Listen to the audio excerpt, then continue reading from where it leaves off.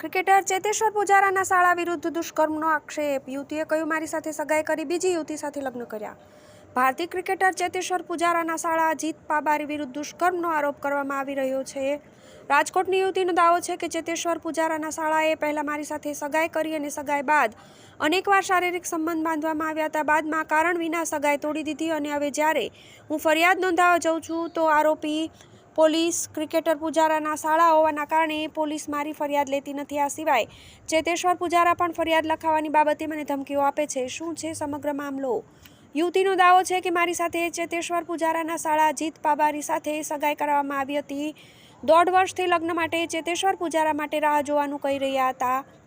જીત પાબારી મારા સંપર્કમાં 23 જૂન 2014ના દિવસે આવ્યો હતો. 2021માં અમારા ગોળધાણા થયા હતા અને 2022માં અમારી સગાઈ થઈ હતી.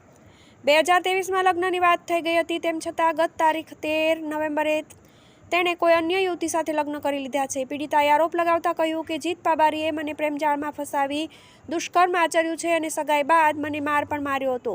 ચેતેશ્વર પુજારા પર લગાવ્યા આરોપ. આ સિવાય પીડિતાએ ચેતેશ્વર પુજારા સામે પણ આરોપ લગાવ્યો છે.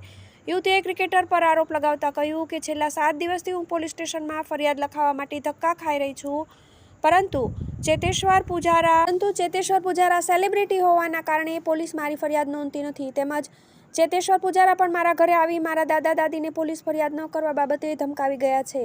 પોલીસ પર પણ લગાવ્યા ગંભીર આરોપ. યુવતીએ પોલીસ પર આરોપ લગાવતા કહ્યું કે પોલીસ મારી ફરિયાદ તો લેતી જ નથી, પરંતુ મીડિયા પાસે ન જવા માટે પણ મારી સામે દબાણ કરવામાં આવી રહ્યું છે. મેં માલવિયા ચોકમાં પોલીસમાં 13 નવેમ્બરે અરજી લખાવી હતી. પોલીસ દ્વારા મને આશ્વાસન આપવામાં આવ્યું હતું કે અમે આ લગ્ન નહીં થવા દઈએ કારણ કે તેણે તમારી સાથે ખોટું કામ કર્યું છે, પરંતુ પોલીસે ફક્ત ટાઈમ પાસ કર્યો અને ત્યાં લગ્ન પણ પતી ગયા. આજે 15 દિવસ થઈ ગયા, તેમ છતાં હજુ સુધી એફઆઈઆર નોંધવામાં નથી આવી રહી. તેમજ પોલીસ મને એવું કહે છે કે તમારી સાથે આવું કંઈ થયું હોય તો તમારા બંનેના વિડીયો બતાવો. પોલીસ હજુ સુધી છોકરાને હાજર નથી કરતી. પોલીસ મને એવું કહે છે કે આને બળાત્કાર ન કહેવાય અને ફરિયાદ પણ નથી લખતા. યુવતીએ જીત પાબારી પર આરોપ મૂકતા કહ્યું કે સગાઈ બાદ અનેકવાર દુષ્કર્મ તો આચર્યું, મને માર પણ મારતો હતો. હાલ મારી એટલી જ માંગ છે કે જીત પાબારી પર કાર્યવાહી કરવામાં આવે અને મારી ફરિયાદ નોંધી મને ન્યાય અપાવવામાં આવે. TV18 news, Rajkot.